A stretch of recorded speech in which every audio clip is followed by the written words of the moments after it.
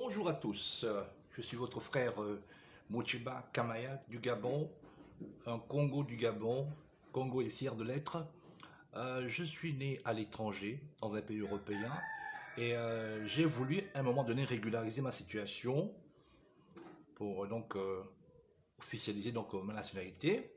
Et alors, c'est en ce moment-là que j'ai commencé à découvrir mon identité Congo. Depuis lors, je me fous de ça. Il n'y a rien de plus important pour moi que d'être un Congo, je le dis et je le répète. Je suis fier d'être descendant de ce grand royaume qu'il y avait en Afrique centrale et dont je dis que le fameux peuple élu d'aujourd'hui, reconnu par la communauté internationale, n'est qu'un similis du royaume Congo, n'est qu'un ersatz du royaume Congo. Voilà, donc j'aimerais aborder par rapport à une vidéo qui a été diffusée dans le groupe sur la chute de l'Empire Congo, la question de la moralité, la valeur des individus. Pour moi, le royaume Congo, c'était le plus grand royaume en termes de la qualité des individus, en termes de la qualité des Congos. Un Congo, c'est un être supérieur, permettez l'expression, sans racisme ou bien quoi que ce soit. C'est un être supérieur, c'est un être dont les valeurs sont les plus hautes, les plus élevées possibles. Et lorsque on nous parle de la chute de l'Empire Congo, il faut d'abord se poser la question, quand on parle de chute, c'est que il y avait d'abord au départ un problème. Quelqu'un disait que aucun royaume, aucun empire ne peut être détruit de l'extérieur s'il n'a pas d'abord été sabordé de l'intérieur. Ça peut se vérifier dans tous les cas de figure. L'Empire romain, après avoir été cet empire promouvait des valeurs nobles, voilà, de liberté, de justice, etc. Et bien, à un moment donné, l'Empire romain a commencé à se... Il y a eu des divisions internes, des pratiques bizarres, et après, les barbares sont venus, ils n'en ont fait qu'une bouchée. C'est pareil pour tous les autres grands peuples. Nous avons, à l'époque actuelle, les États-Unis qui ont été, n'est-ce pas, fondés sur des valeurs morales très élevées. Il fait un temps où en Amérique, lorsque tu es un homme politique, tu es surpris avec une autre femme, eh bien, tu es cloué au pilori. Tu es disqualifié. Je me souviens de Gary Hart, qui était candidat démocrate à l'élection dans les années 80, et qui avait été surpris avec une jeune damoiselle. Il a simplement été mis de côté, parce que l'Amérique était une Amérique très puritaine. Et c'est cette Amérique puritaine-là qui a donné la grandeur de l'Amérique que nous connaissons aujourd'hui. C'est des gens de valeur, n'est-ce pas? Pareil pour des pays comme la France, etc. Quelque part, il est écrit que le péché est la honte des peuples et la justice élève une nation. Ça veut dire que, observez que lorsque tu es dans un pays comme les États-Unis et que tu as un problème avec une grosse structure ou bien un grand monsieur, eh bien, tu as des chances d'être satisfait. Tu as des chances, de fortes chances d'être satisfait si réellement tu as raison.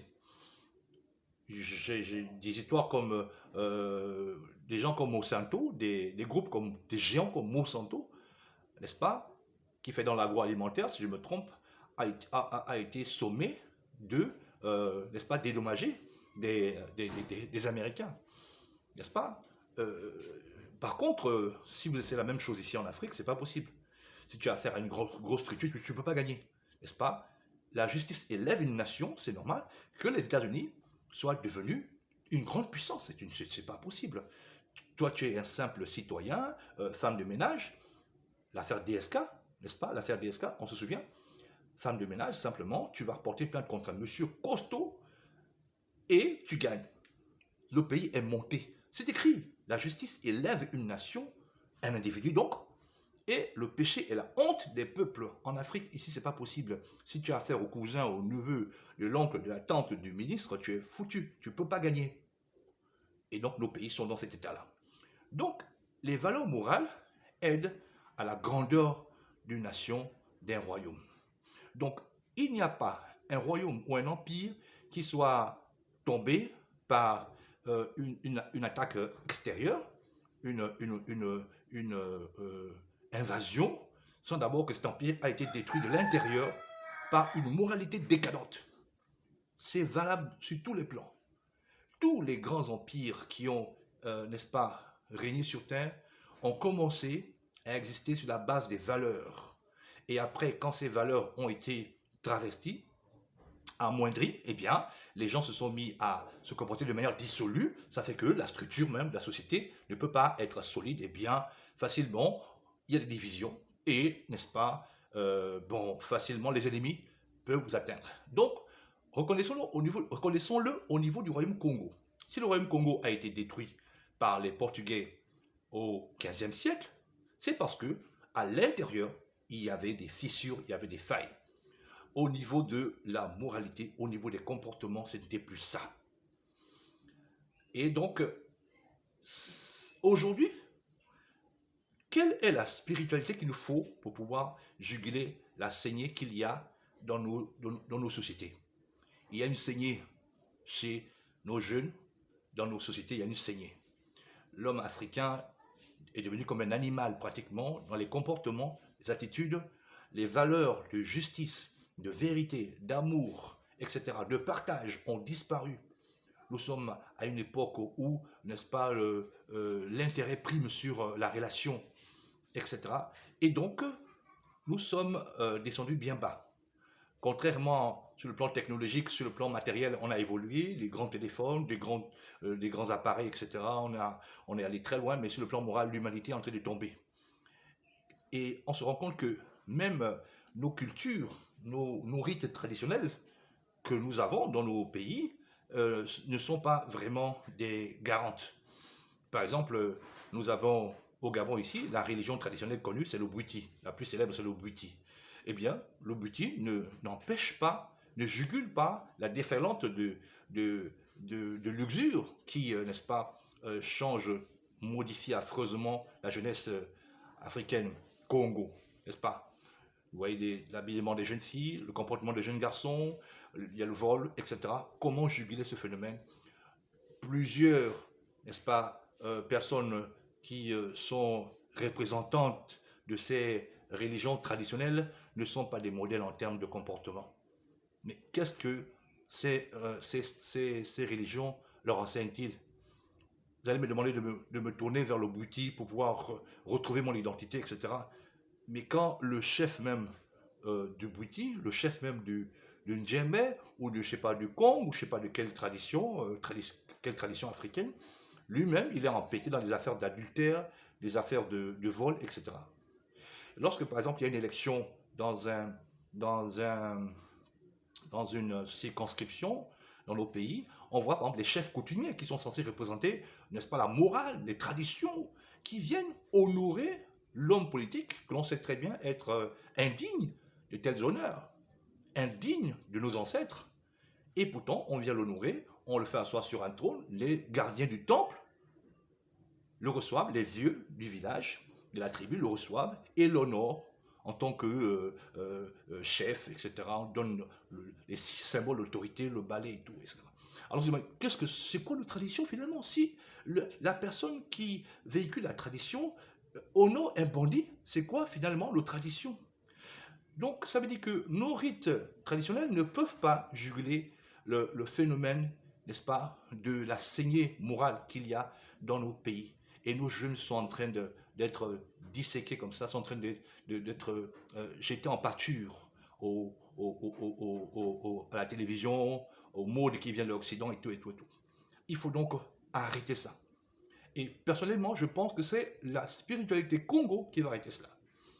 Moi, j'ai ma petite idée quand je parle de spiritualité Congo. D'autres voient peut-être certaines pratiques et tout ça, n'est-ce pas? Des invocations des ancêtres et tout, des allusions à des dieux égyptiens et tout, et tout, et tout. Moi, j'ai ma petite idée. La spiritualité Congo, véritable, celle qu'il y avait au moment où l'Empire Congo est né et au moment où cet empire a grandi et a connu son essor. Pas au moment où il a chuté.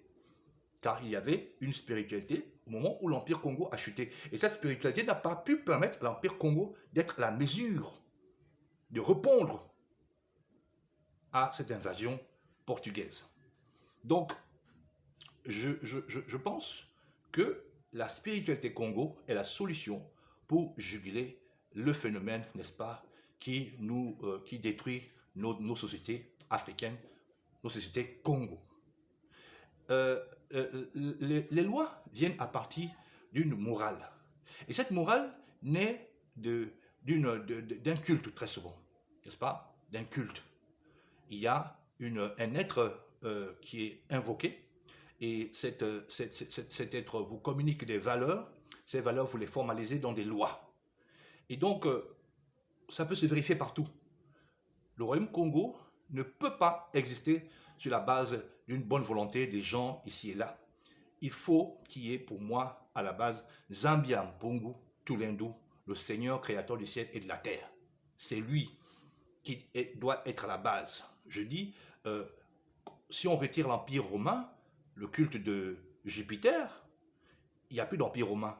Si on retire l'Empire grec Zeus ou Zéus, il n'y a plus d'Empire grec.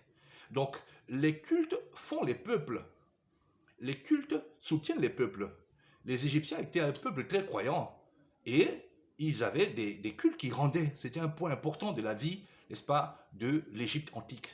Et de la même manière aussi que l'Empire Congo avait un culte qu'il faudrait que nous rétablissions, qu'il ne faut pas oublier, n'est-ce pas? Il ne s'agit pas seulement d'avoir de la bonne volonté, c'est l'essentiel, c'est autour de ce culte, cette adoration, que réellement notre royaume va renaître et il redeviendra puissant.